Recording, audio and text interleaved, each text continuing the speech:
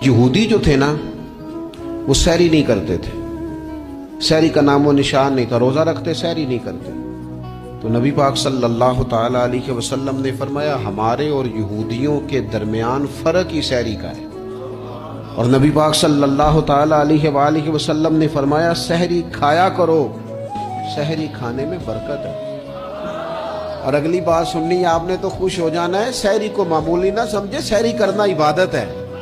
ہاں آپ مت سمجھیں کہ میں روٹی کھا رہا ہوں، یہ تو میرے سامنے دہی رکھا ہوا ہے، یہ تو سالن رکھا ہوا ہے، یہ تو اچار رکھا ہے، تو چپاتیاں رکھی ہیں۔